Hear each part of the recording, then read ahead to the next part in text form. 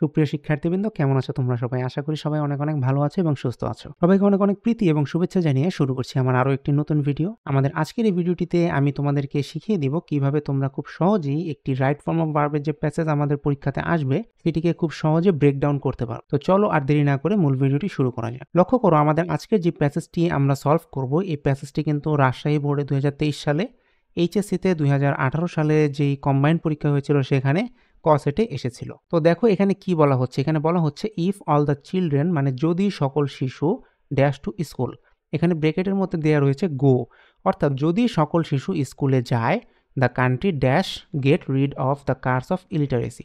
তো এখানে একটি জিনিস বোঝার চেষ্টা করতে হবে আমাদেরকে, যদি সকল শিশুরা স্কুলে যায়। তো এই যে শিশুরা স্কুলে যায়, এই শিশুরা বলতে আসলে কিন্তু আমাদেরকে এখানে অনেক শিশুকে বোঝানো হচ্ছে, তার মানে এখানে কিন্তু প্লুরালকে ইন্ডিকেট করা হচ্ছে। সো আমরা সবাই জানি যে যদি third person singular number indicate করা হয় তখন কিন্তু আমরা ভার্বের সাথে অ্যাজ বা ইএস যুক্ত করি, কিন্তু যেহেতু এখানে প্লুরালকে ইন্ডিকেট করা হচ্ছে তো সেক্ষেত্রে কিন্তু আমি এখানে আর ভার্বের সাথে কোনো অ্যাজ বা ইএস যুক্ত করতে পারবো না। তো যদি না পারি তাহলে সেক্ষেত্রে কিন্তু আমাকে এখানে গোকে কোনো পরিবর্তন করা যাবে না, আমরা জাস্ট সিম্পলি যদি গো লিখে রাখি তাহলেই আমাদের ভার্বটি কমপ্লিট হয়ে যাচ্ছে। তাহলে দেখো কি হচ্ছে, ইফ অল দ্য চিলড্রেন, মানে যদি সকল শিশুরা স্কুলে যায়, the country dash get rid of the curse of illiteracy. তাহলে একটি জিনিস এখানে বোঝার চেষ্টা করো, যদি শিশুরা স্কুলে যায় তাহলে কি হবে, দেশ কি হবে এই ইলিটারেসি বা অশিক্ষা বা কি বলা যেতে পারে যে এই যে শিক্ষার যে হার কম, এর যে অভিশাপ রয়েছে, কার্স মানে হচ্ছে অভিশাপ, সেটি থেকে রক্ষা পাবে। এখানে দেখো এই গেট রিড অফ, এটি কিন্তু একটি আইডমস বলা যেতে পারে যার অর্থ হচ্ছে মুক্তি পাওয়া বা রক্ষা পাওয়া। তাহলে দেশ কি ভবিষ্যতে রক্ষা পাবে যদি এখন শিশুরা স্কুলে যায়, তাই না? এখনই যদি স্কুলে যায় তাহলে তো এখনই আর রক্ষা পেয়ে যাচ্ছে না, কারণ এর ফলাফল আসতে তো একটু সময় লাগবে, তাই না? সো ফলাফল আসতে যেহেতু সময় লাগবে, তার মানে এখানে কিন্তু ভবিষ্যৎকে বোঝানো হচ্ছে।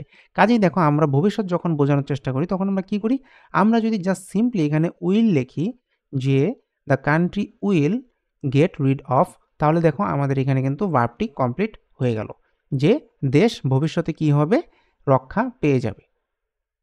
এরপরের লাইনে দেখো কি বলা হচ্ছে, টু বুস্ট আপ এডুকেশন, অর্থাৎ শিক্ষার যে হার রয়েছে সেটি বাড়ানোর জন্য the government dash spend more money. অর্থাৎ দেখো এখানে কি বলা হচ্ছে, যদি কি করতে হয়, এডুকেশন বা শিক্ষাকে বুস্ট আপ করতে হয়, সেক্ষেত্রে সরকারকে কি করতে হবে, স্পেন্ড বা খরচ করতে হবে মোর মানি বা আরও মানি। অর্থাৎ আমরা এখানে কি বলতে পারি, আমরা যদি বাংলাতে চিন্তা করি যে শিক্ষাকে যদি বুস্ট করতে হয় তাহলে সরকারের উচিত কি, উচিত আরও অনেক টাকা খরচ করা উচিত। তাহলে উচিত অর্থে কিন্তু দেখো আমরা সবসময় কি ব্যবহার করি, আমরা কিন্তু শুড ব্যবহার করি, যে উচিত।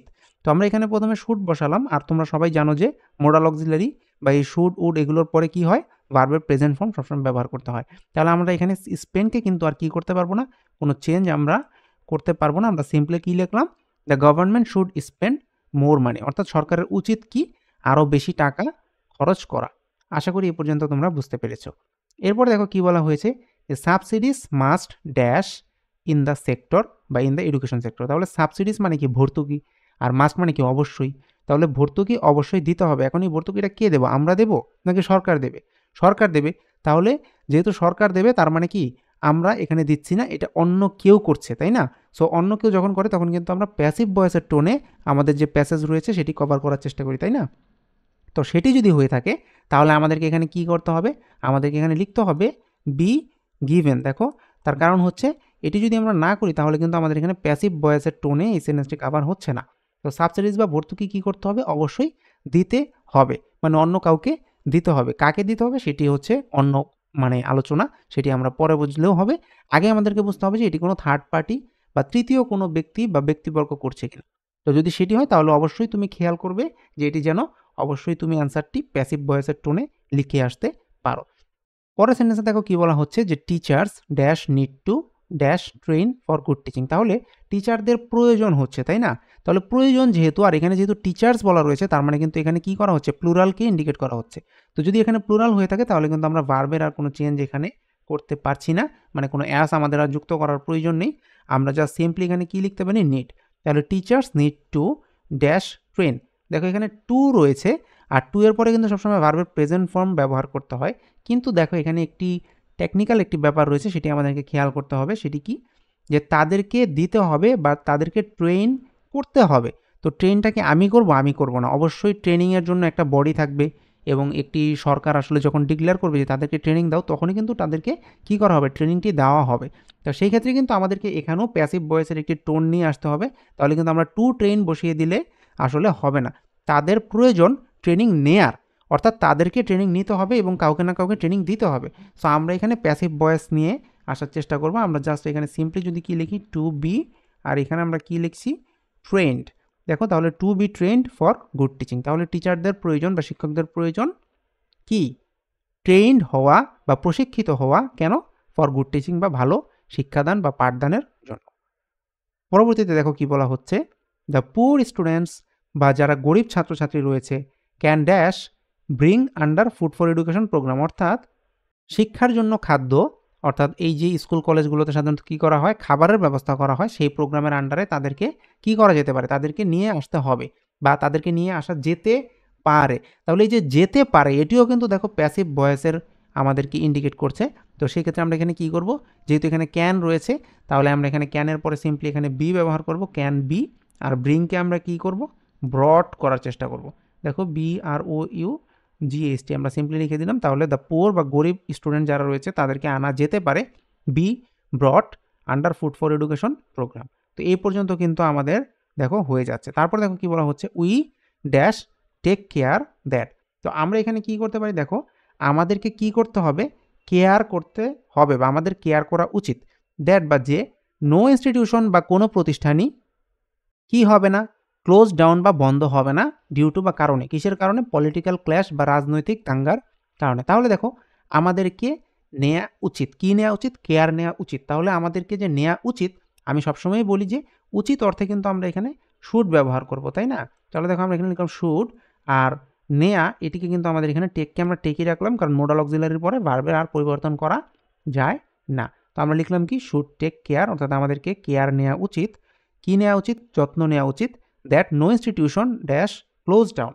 তাহলে দেখো আমরা কি আর বা আমি কি এই প্রতিষ্ঠানটি বন্ধ করে দেব, বা প্রতিষ্ঠানটি কি আমার কারণে বন্ধ হবে না, অন্য কোনো কারণে বা অন্য কারো দ্বারা এটি বন্ধ হবে। তাহলে এইখানেও কিন্তু আমাদেরকে প্যাসিভ ভয়েসে কভার করতে হবে, দ্যাট নো ইনস্টিটিউশন। তাহলে আমরা কি লিখতে পারি, দেখো আমরা এখানে প্রেজেন্টে ইজ লিখতে পারি, আর এখানে ক্লোজ রয়েছে, জাস্ট ক্লোজের সাথে যদি আমি ইডি যুক্ত করি, তাহলে কিন্তু আমাদের এখানে এই গ্রামারটি সঠিক হয়ে যাচ্ছে। তাহলে no institution is close down, বা কোনো এডুকেশন প্রতিষ্ঠান বা কি বলা যেতে পারে, শিক্ষা প্রতিষ্ঠান বন্ধ হয়ে যাবে ডিউ টু পলিটিক্যাল ক্ল্যাশেস বা রাজনৈতিক দাঙ্গার কারণে। আশা করি তোমরা বুঝতে পেরেছো। দেখো এটি কিন্তু আসলে খুবই সহজ, জাস্ট যদি তোমরা passive voice, present tense, future tense, past tense এগুলো যদি একটু বোঝো, তাহলেই কিন্তু দেখো 10টার মধ্যে তোমাদের 7-8টা তোমরা কারেক্ট করতে পারবে। হ্যাঁ, 2 থেকে 3টি হয়তো বা টেকনিক্যাল প্রশ্ন থাকে, তার জন্য হয়তো তোমাকে একটু ভালো দখল রাখতে হবে গ্রামারে, কিন্তু দেখো বেশিরভাগগুলোই কিন্তু আসলে খুবই সহজ এবং খুব সহজেই বোঝা সম্ভব।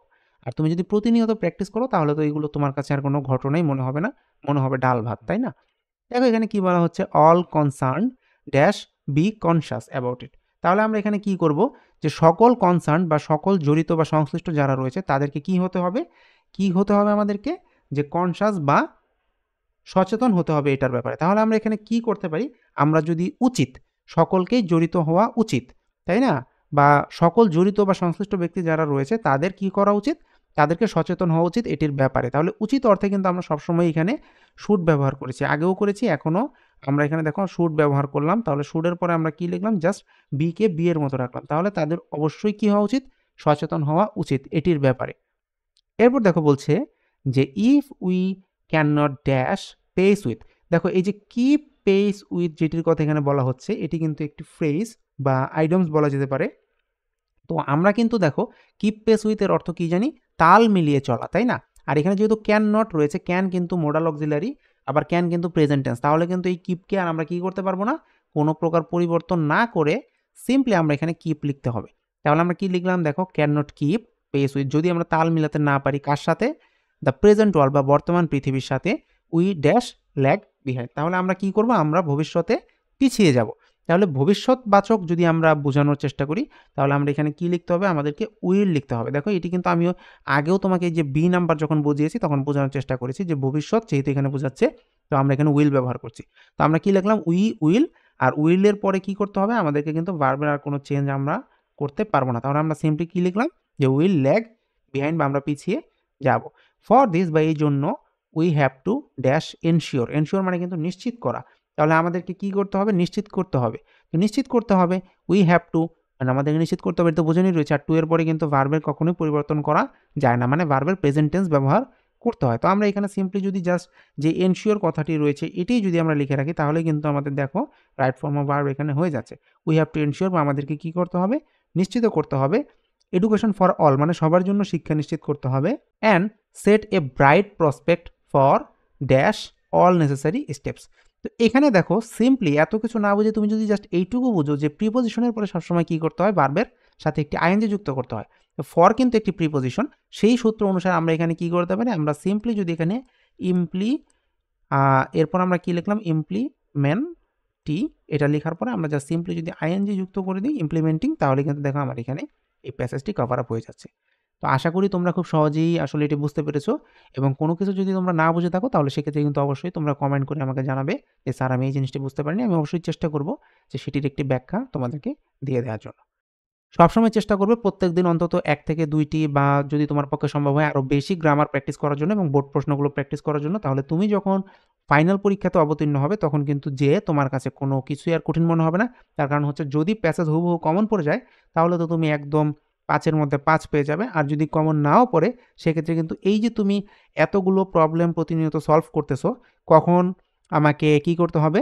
ভার্বের প্যাসিভ টোন ইউজ করতে হবে, কখন আমাকে ফিউচার বাচক যেই ওয়ার্ডগুলো রয়েছে সেগুলো ব্যবহার করতে হবে, কখন আমাকে কি করতে হবে? প্রেজেন্ট টেন্স ইউজ করতে হবে, সিঙ্গুলার হলে কি হবে? প্লুরাল হলে কি হবে? এগুলো কিন্তু তুমি খুব আসলে তোমার নখদর্পণে চলে আসবে, এবং তখন কিন্তু তোমার জন্য আনকমন যে প্যাসেজগুলো রয়েছে সেগুলো সলভ করাটাও তোমার কাছে কি হবে না? কোনো ব্যাপারই মনে হবে না। তো এভাবে তোমরা চর্চা করতে থাকো এবং প্রতিনিয়ত আমার ভিডিওগুলো না টেনে সম্পূর্ণ দেখতে থাকো, তাহলেই কিন্তু তোমার অনেকগুলো প্র্যাকটিস হয়ে যাবে। কারণ আমার এখানে প্লেলিস্ট করে সকল গ্রামারের টপিক বাই টপিক কিন্তু ভিডিও দেয়া আছে, এবং আমি অদূর ভবিষ্যতে যতগুলো বোর্ডের প্রশ্ন রয়েছে প্রিভিয়াস এবং ভালো, ভালো স্কুল কলেজগুলোতে যেগুলো আসছে সেগুলো তোমাদেরকে আস্তে, আস্তে সলভ করিয়ে দেওয়ার চেষ্টা করব। তো এভাবে যদি তোমরা একটু আমার ভিডিওগুলো ফলো করার চেষ্টা করো তাহলে কিন্তু তুমি অবশ্যই খুব ভালো ফলাফল করতে পারবে। তো আজকের মতো এই পর্যন্তই। সবাই ভালো থাকো, সুস্থ থাকো, প্র্যাকটিস করতে থাকো। কথা হবে নতুন কোনো ভিডিওতে। Till then, thanks for watching.